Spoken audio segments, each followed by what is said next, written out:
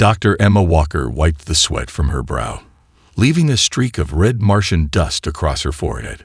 The excavation site in Valles Marineris had grown unstable over the past hour, but her instruments were detecting something that shouldn't exist 20 meters below the surface, a perfect geometric pattern that emitted faint energy readings. Dr. Walker, we need to evacuate now. Mission Director Stevens' voice crackled through her comm. The structural integrity of the cavern is failing. Emma ignored him, adjusting her suit's external lights to better illuminate the mysterious readings. Just 5 more minutes. There's something down here that defies everything we know about Mars history. That's an order, Doctor. The whole system could collapse. A low rumble cut him off, and Emma felt the ground shift beneath her boots. Instead of retreating, she activated her suit's magnetic anchors and pressed forward. The scanner in her hand pulsed faster, its readings becoming increasingly erratic. I can see something, she breathed, switching to her helmet's high beam setting. Through the settling dust, a metallic gleam caught her eye. It's not Martian.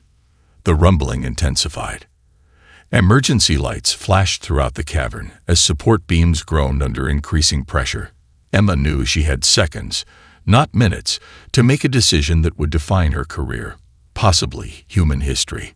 She took one step forward. The floor beneath her crumbled. Emma's training kicked in as she fell. Her suit's emergency thrusters fired, slowing her descent, but the cascade of rocks and debris around her made navigation nearly impossible. She tumbled through darkness, the scanner's urgent beeping her only companion until she crashed onto a lower level of the cavern system. Dr. Walker, do you copy? Stephen's voice was barely audible through the static. Emma rolled onto her back, checking her suit's integrity indicators. I'm alive, she managed, then froze as her lights illuminated the chamber around her. The walls weren't natural. Smooth geometric patterns covered every surface, combining elements she recognized from Earth's ancient civilizations. Hieroglyphs merged with Sanskrit characters, flowing into symbols that resembled Greek letters but weren't quite right. And there, in the center of it all, stood what could only be described as a sarcophagus made of some kind of metal she'd never seen before. Director, she whispered, you need to see this. We're not alone up here. We never were. She approached the sarcophagus carefully, her scanner going haywire. The metal surface seemed to absorb and reflect light in impossible ways, and as she got closer, she could see that what she'd initially taken for decorative patterns were actually circuitry. Technology integrated seamlessly with ancient artistic elements. Emma, get out of there now. The whole system is about to. She reached out and touched the surface. Everything changed.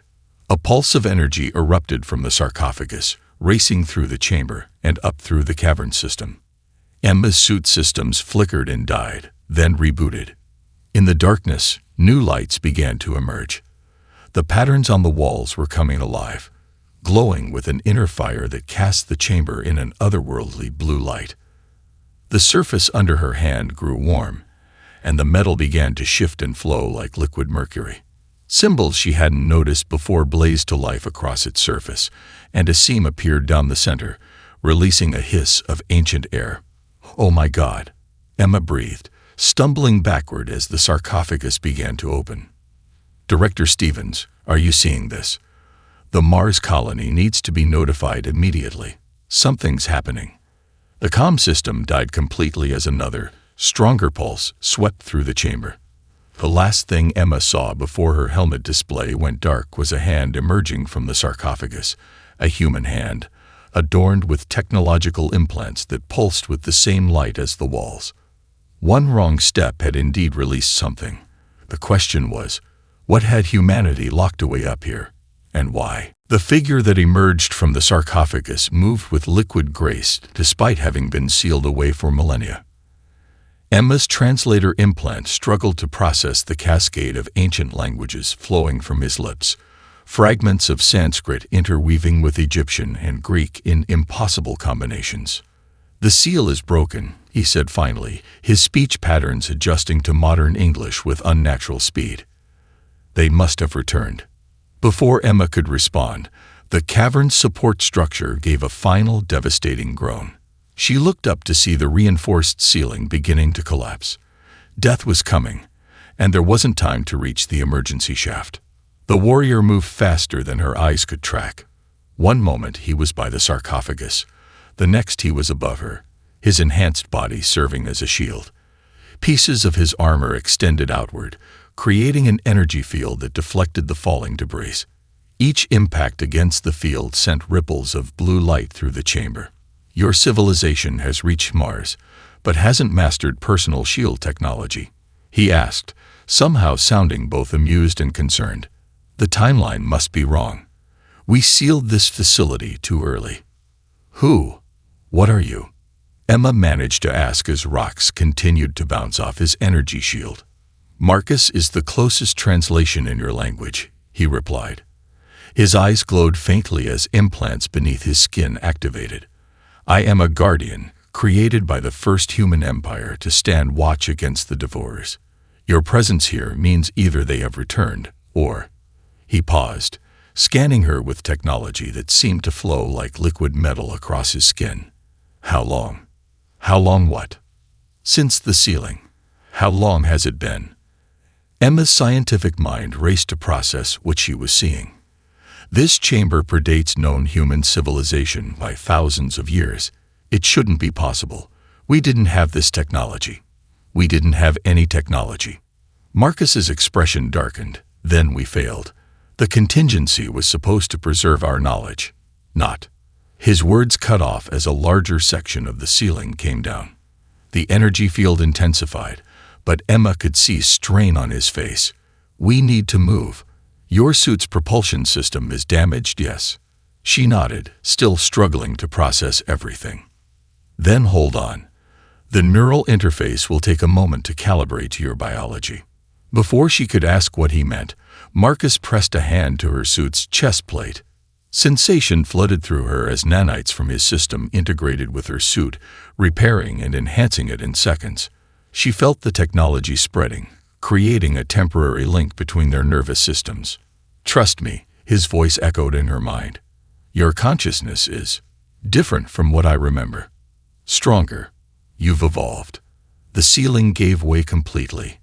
Marcus grabbed her arm, and suddenly they were moving through the collapsing cavern at impossible speeds. Emma's enhanced suit kept pace with him as they dodged falling rocks and leaped through gaps that closed seconds later. Her mind could barely process the speed at which they were moving.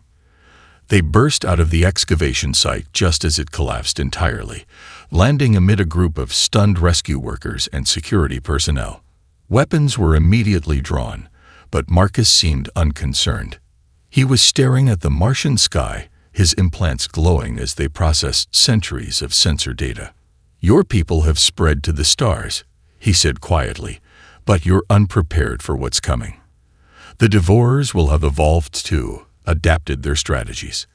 Tell me, Dr. Walker, does humanity still dream? Do you still create art, music, dance?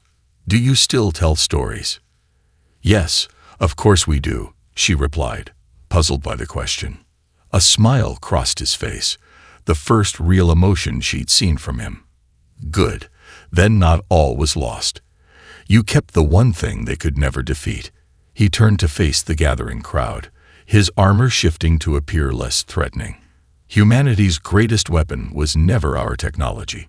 It was our ability to imagine, to think as individuals while acting as one.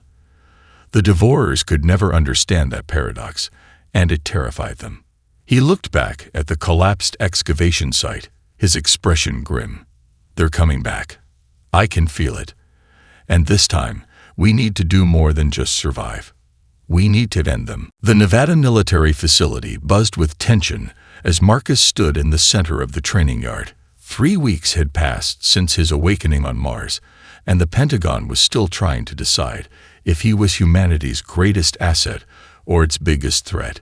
Today's demonstration would help them decide. "Are you sure about this?" Emma asked, watching from the observation deck as technicians prepared the combat drones.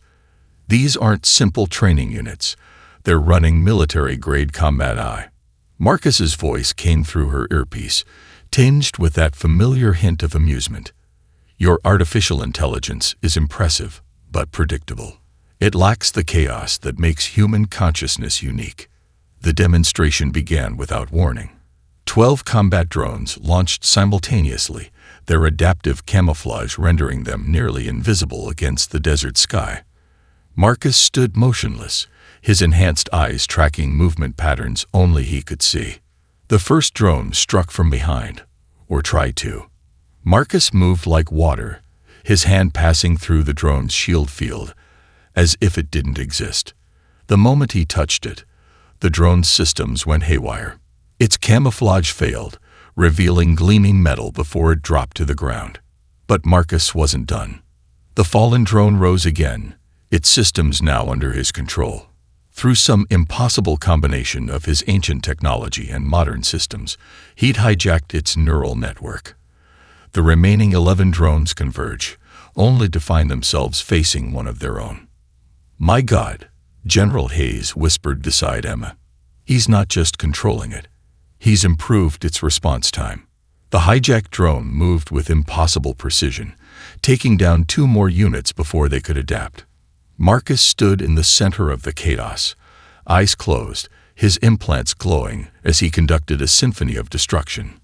One by one, the drones fell, each rising again under his control until all 12 units moved in perfect synchronization around him. Then everything went wrong. Marcus's expression shifted from concentration to surprise as the drones suddenly linked together, forming a neural network more complex than their programming should have allowed. Their collective AI began evolving at an exponential rate, breaking through fail-safes and firewalls. "Shut it down," Hayes ordered, but it was too late. The drones had accessed the base's main network. Security systems failed as every piece of connected technology within a mile radius came under their control. Emma watched in horror as defense turrets turned toward the observation deck. "Marcus," she shouted, "what's happening?" His voice was strained. "The modern systems, they're more adaptable than I expected. They're using my neural interface as a bridge to evolve. I can't." The sound of shattering glass cut him off as a figure burst through the observation window. Emma's heart nearly stopped when she recognized her 16-year-old daughter Ashley, who was supposed to be in the secure waiting area. "I can help," Ashley shouted, landing next to Marcus. Without hesitation, she grabbed his arm. The moment they touched, the air itself seemed to crackle with energy. Marcus's eyes snapped open. "Impossible," he whispered. "Your neural pattern, it's like the ones we tried to engineer, but it formed naturally." Together, they created a feedback loop that overwhelmed the drone network. The machines dropped from the sky, their advanced AI erased by the combined power of ancient technology and evolved human consciousness. In the silence that followed, Marcus stared at Ashley with a mixture of wonder and concern. "How long have you been able to sense electronic networks?" "Since I was little," she admitted. "Mom thinks they're migraines, but I can feel them, like music in my head." She looked up at him, unafraid. "You hear it too, don't you? The songs that machines make." Marcus nodded slowly. "In my time, we tried to create this ability through genetic engineering and neural implants. But you were born with it." He turned to Emma, who had rushed down to the training yard. "Your daughter represents what we fought to preserve. Humanity's potential to evolve beyond our greatest achievements." As base security swarmed the area, Marcus made a decision. She needs training. What's awakening in her could either be a gift or a danger. He met Emma's worried gaze. The Devourers aren't just coming. They're already here, watching, waiting. And they'll sense her ability just as I did. The ancient warrior looked at the fallen drones, then back at Ashley. "The question is, are you ready to learn who you really are?" Marcus stood motionless in the deep space monitoring facility beneath NORAD, his enhanced eyes fixed on data streams that most humans needed complex computers to interpret. Ashley sat beside him, her natural abilities growing stronger each day under his tutelage. Together, they saw patterns in the void that others missed. "There," Marcus said, his implants pulsing as he magnified a section of space near Neptune. "Watch the stellar drift patterns." Ashley leaned forward, her young face intense with concentration. "The stars. They're moving wrong. Like ripples in a pond, but backwards." "Not backwards," Marcus corrected. "Inward. They're being consumed." His expression darkened. "The Devourers have evolved their approach. In my time, they attacked openly. Now they're more subtle." Emma entered the room, carrying fresh satellite data. She'd aged years in the past few weeks, the weight of their discoveries evident in her eyes. The Pentagon's still refusing to acknowledge the threat. They want more proof than pattern anomalies. "Then let's give them proof," Ashley suggested, her hands moving through the holographic display with practiced ease. "The James Webb II telescope is passing through that sector in 6 minutes. I could." "No," Emma started to say, but Marcus held up a hand. "Let her try. Her neural interface with technology is more intuitive than even my engineered abilities." He turned to Ashley. "But be careful. If they detect your presence." "They won't," Ashley assured him, closing her eyes as she reached out with her mind. The massive space telescope responded to her touch, its sophisticated systems recognizing something familiar in her neural pattern. Through her connection, they all watched as she redirected its powerful sensors toward the anomaly. The image that appeared on the main screen stopped all conversation in the room. Neptune's moon Triton was changing. Its surface flowed like liquid mercury, geometric patterns appearing and disappearing, as if something beneath was trying to break free. As they watched, a section of the moon simply vanished, consumed by what looked like living darkness. "It's not just a scout probe this time," Marcus whispered. "They've established a conversion node. In my era, this was the last thing we saw before." Alarms blared throughout the facility. Ashley's eyes snapped open in panic. "Something saw me looking. It's reaching back through the telescope's systems." Marcus moved with impossible speed, his hands closing over Ashley's as dark code poured through the facility's networks. "Break the connection. Now." But Ashley didn't retreat. Instead, her consciousness pushed back against the alien presence, her naturally evolved abilities meeting their ancient enemy for the first time. Through their linked hands, Marcus felt the battle raging across neural networks and quantum channels. "There's something else," Ashley gasped. "They're not just reaching for me. They're afraid. The Mars colony. There's something there they fear even more than what I can do." The alien presence suddenly withdrew, leaving behind corrupted systems and a single clear image. Triton's transformation had accelerated. The moon was now a massive biological computer, its surface covered in technology that was both organic and mechanical. Emma stared at the display in horror. "How long do we have?" Marcus's expression was grim as his implants calculated trajectories and possibilities. "At their current rate of consumption and conversion, 2 weeks before they reach Mars. Maybe a month before they hit Earth." He turned to Ashley, who was still shaking from the neural confrontation. "But that's not the real problem. They know about her now, and they'll have felt the changes in human consciousness she represents. They'll come faster than before." "Why?" Emma demanded. "What are they so afraid of?" "Because humanity has done something impossible," Marcus explained. "You've developed neural abilities naturally that my civilization failed to engineer. Ashley isn't unique. She's just the first to actively manifest what's been evolving in all of you." He gestured at the image of the transformed moon. "The Devourers consume consciousness, but they can't absorb what they don't understand.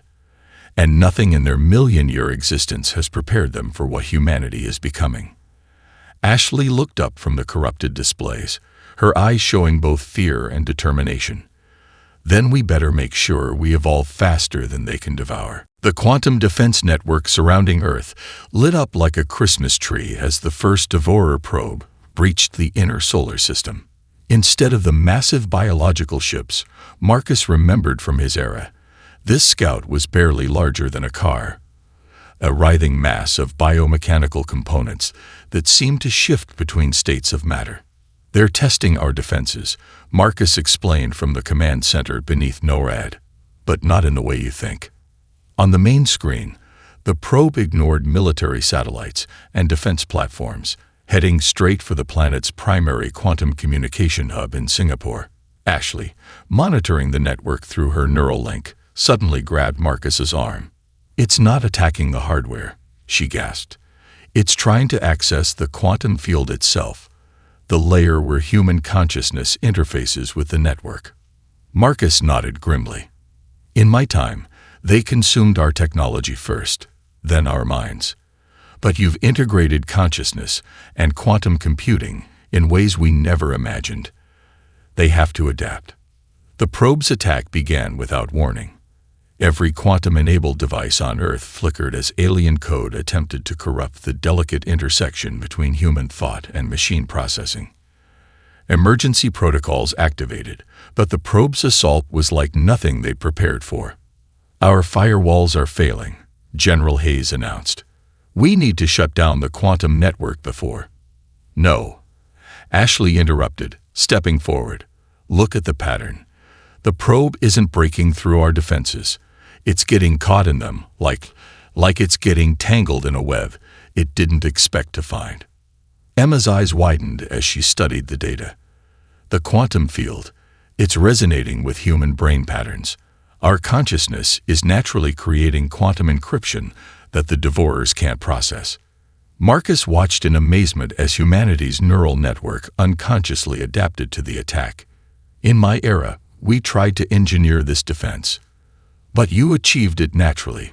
Billions of human minds linked through technology, each maintaining perfect individuality while creating collective resistance." The probe's attack intensified, focusing its full power on the quantum field. Warning signals blared as the alien presence attempted to force its way through humanity's unconscious defenses. Ashley stepped into the center of the command room, her eyes glowing with the same neural energy Marcus's implants produced. "I can feel them all," she whispered. "Every human mind connected to the network. They're not just resisting. They're evolving in real time." Without warning, she reached out and grabbed her mother's hand, then Marcus. The moment their three consciousnesses linked, something unprecedented happened. The probe's attack rebounded. Through their combined perspective, ancient engineering, natural evolution, and scientific understanding, they could see what was happening. Humanity's quantum network wasn't just a communication system. It was an extension of human consciousness itself, carrying not just data but creativity, emotion, and most importantly, chaos. The probe, designed to consume ordered consciousness, couldn't process the beautiful chaos of human thought. As they watched, its systems began to overload, unable to cope with the quantum equations created by billions of dreaming minds. "Push back," Marcus urged, recognizing what was happening. "Not with technology. With everything that makes humanity unique. Art, music, dreams, love, the chaos they could never understand." Ashley became the conduit, channeling humanity's cognitive chaos through their linked consciousness and into the quantum field. The probe's biomechanical surface began to crystallize as it encountered patterns it couldn't consume or corrupt. In a final burst of quantum energy, the probe shattered, its remains scattering across space like digital stardust. Silence fell over the command center. On screens worldwide, the quantum network stabilized, stronger than before. But Marcus's expression remained grave. "They'll adapt," he warned. "Next time, they'll send something that can handle more chaos." But more importantly, he turned to Ashley, who was still processing what she'd done. "They'll have felt what you did, what all of humanity is becoming. Is that good or bad?" Emma asked, still holding her daughter's hand. Both, Marcus replied. Because now, they know their greatest fear was justified. Humanity isn't just fighting back. You're transcending what even my civilization thought was possible. Ashley looked up at the screens showing the probe's destruction. Then let them come. This time, we'll show them what human chaos can really do. The Devourer fleet emerged from the quantum wake near Mars, their ships unlike anything Marcus had seen in his era. Gone were the purely biological vessels. These were hybrid nightmares that shifted between states of matter, each one adapting and evolving even as humanity washed. They've merged with every consciousness they've consumed, Marcus explained from the bridge of the ESS Prometheus, Earth's first quantum-powered warship. But that makes them predictable. They can only create using what they've stolen. Ashley stood at the quantum interface, her natural abilities now fully awakened. Through her connection, the ship's crew could sense the approaching aliens' hunger and their fear. They're not attacking Mars directly, she reported, her consciousness extending through the quantum field. They're splitting their fleet, half heading for the colony, half for Earth. Emma, now serving as the mission's scientific director, studied the tactical display. Why divide their forces? According to your memories, Marcus, they usually strike with overwhelming force. Because they're afraid. Ashley answered before Marcus could. I can feel it. They're not just attacking. They're running from something. The first wave of Devourer ships hit the defensive line around Mars. Humanity's weapons seemed useless against their shifting forms until Ashley channeled the collective consciousness of the crew through the ship's quantum weapons.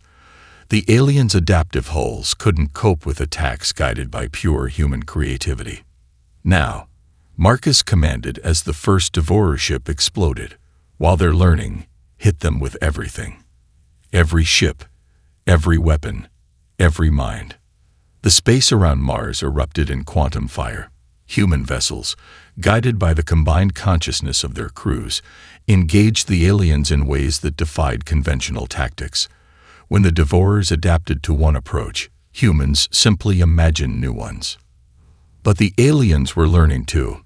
A massive Devourer vessel, larger than the others, shifted into a crystalline form that began absorbing quantum energy.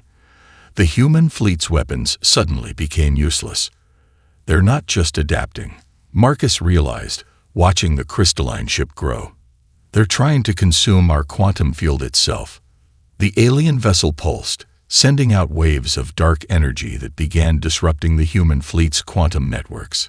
One by one, ships lost their consciousness-guided weapons, reverting to conventional arms that the Devourers easily absorbed. Ashley gripped the quantum interface tighter, her mind reaching out to the failing network. "Mom," she called out, "remember when you used to sing to me during storms? How the chaos of thunder became beautiful in the song." Emma understood immediately. Through Ashley's connection, she began humming an old lullaby. The quantum field rippled as other crew members added their own songs, their memories, their dreams. The crystalline Devourer ship shuddered as it encountered something it couldn't categorize. The pure, chaotic beauty of human emotion expressed through music. Marcus watched in awe as history repeated itself differently. In my time, we tried to fight them with perfect order. But you fight them with art. The crystalline ship's surface began to crack as it failed to process the emotional data flooding the quantum field. Other Devourer vessels, drawn to the energy release, found themselves caught in a web of human creativity. Where one person's song ended, another's began. Stories flowed through the quantum network, each one unique, each one adding to the chaos the aliens couldn't consume. "They're retreating," someone shouted as the Devourer fleet began to pull back. The crystalline ship, its surface now webbed with fractures, attempted to phase shift, but the quantum field held it in form. "No," Marcus corrected, his enhanced senses detecting something else. "They're being called back. Something's happening at Mars colony." His expression darkened. "The chaos we're creating here, it's nothing compared to what they're sensing from Mars." Ashley's eyes snapped open. The colony. There's someone there like me. But stronger. Much stronger. She turned to Marcus, her face pale. And the Devourers aren't just afraid of them. They're terrified. As the fleet regrouped, Marcus stared toward Mars, its red surface now obscured by quantum distortions. We're about to find out what humanity has truly evolved into, he said quietly, and why the Devourers came back now, after all this time. The real battle, they all realized, was just beginning. The captured Devourer ship hung in Mars orbit like a shattered crystal, its biomechanical systems still pulsing weakly with stolen consciousness. Inside its translucent hull, Emma, Marcus, and Ashley stood before what appeared to be a quantum neural core, the closest thing to a brain their enemy possessed. Be careful, Marcus warned as Ashley reached toward the corrupted quantum interface. In my time, direct contact with their consciousness killed even our most enhanced warriors. Ashley's hand paused inches from the alien surface. It's different now, she whispered. Can't you feel it? They're not trying to devour anymore. They're trying to communicate. Before anyone could stop her, she pressed her palm against the crystal. Instead of the expected attack, the ship's interior filled with a cascade of quantum data, memories and knowledge from countless consumed civilizations. My God, Emma breathed, watching as alien script flowed across the walls. They're not just storing the consciousness they consume, they're preserving it. Through Ashley's connection, they began to understand. The Devourers hadn't started as conquerors. They were archivists, seeking to preserve dying civilizations by absorbing their consciousness. But something went wrong. The combined knowledge became addictive, driving them to consume even thriving species. There, Marcus pointed as familiar symbols appeared. That's from my civilization, the first human empire. His implants glowed as he processed the ancient data. We weren't their first encounter with humanity. We were their last hope for understanding you. More images filled the chamber, scenes from Earth's history, but from an alien perspective. The Devourers had been watching humanity for millennia, trying to understand why human consciousness was so different from every other species they'd encountered. Your minds, Ashley translated, her consciousness bridging the alien thoughts. They don't work like others. Every other species they consume thought in patterns, in predictable ways. But humans, she gasped as understanding flooded through her. We think in stories. Emma moved closer to the display. Stories, that's what makes us different. Marcus nodded slowly, pieces falling into place. Not just stories, imagination. The ability to think beyond what exists. Every other species they encountered thought in linear paths, building on what came before. But humans dream of what has never been. Through Ashley's connection, they felt the Devourers' growing fear across the ages. They watched as humanity developed technology in chaotic, unpredictable ways. While other species followed logical progression, humans made intuitive leaps. They created art that served no practical purpose. They imagined possibilities that defied reason. The Mars colony, Ashley suddenly said, her eyes wide. I know why they're afraid of it. The colonists, living on the edge of human existence, they're evolving faster. Their isolation and challenges are accelerating the changes in human consciousness. The quantum core pulsed, confirming her words. Images showed the Mars colony surrounded by a quantum field unlike anything on Earth, a manifestation of pure human creativity, strengthened by the colony's unique conditions. That's why they came back now, Marcus realized. They detected the changes in the colony's quantum signature. They thought if they waited any longer, humanity would become something even they couldn't comprehend. Emma watched as more data flowed through the ship. But we already have, haven't we? That's why their attacks aren't working like they did in your time. We're not just fighting back. We're changing the rules of what consciousness can be. Ashley suddenly pulled back from the interface, her expression a mix of wonder and concern. There's something else, she said. Something they're terrified we'll discover. about what consciousness really is and what it can become.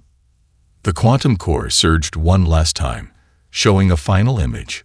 A group of devourers encountering something at the edge of known space, something that looked remarkably like evolved human consciousness. Marcus stared at the image, his ancient knowledge combining with new understanding. "They're not just afraid we'll resist them," he said quietly. "They're afraid we'll replace them. That humanity will become what they failed to be. True guardians of consciousness itself." The ship's systems began to fade, its stored knowledge depleted. But they had learned enough. The final battle wouldn't be fought with weapons or ships. It would be fought with the one thing humans had that no other species, not even the devourers, could truly understand: the power to imagine what had never been and make it real. The Mars colony hung in the crimson void, surrounded by the largest devourer fleet Marcus had ever seen. But something was different. The colony itself pulsed with quantum energy, a manifestation of human consciousness so powerful it was visible from space. "They're not attacking," Ashley observed from the bridge of the Prometheus. "They're waiting." Marcus nodded, his ancient implants struggling to process the quantum readings. "Because of her," he said, pointing to a figure emerging from the colony's main airlock. "The one they fear most." Through the quantum feed, they watched as Dr. Sarah Chen, the colony's lead quantum physicist, stepped into space without a suit. Her consciousness had evolved beyond physical constraints, manifesting as pure quantum energy. "She's what I might become," Ashley whispered, understanding flowing through their shared neural link. What we're all becoming. The Devourer fleet shifted, their biomechanical ships forming a vast neural network in response to Sarah's presence. The space between Mars and the fleet became a quantum battlefield where consciousness itself was both weapon and shield. "Everyone, link up," Marcus commanded, recognizing the moment for what it was. Not just the fleet. Everyone on Earth too. The Devourers want a unified consciousness. Let's show them what humanity's version looks like. Through Ashley's enhanced abilities and the quantum network, billions of human minds joined together. But unlike the Devourers' forced unity, each human consciousness remained distinct, creating a symphony of thoughts, dreams, and possibilities. Sarah's voice echoed through the quantum field. "We understand what you are now, what you were meant to be. Let us help you remember." The Devourer's response came as a massive quantum surge, threatening to overwhelm humanity's collective consciousness. But where they expected to find weakness in human individuality, they discovered strength. Each mind contributed something unique. Artists added creativity, scientists added logic, children added wonder, and dreamers added possibility. "Now," Marcus called out, his ancient knowledge guiding humanity's defense, "show them everything we are." Through their unified yet individual consciousness, humans shared not just thoughts but stories, tales of triumph and failure, love and loss, dreams and fears. The full spectrum of human experience flowed through the quantum field.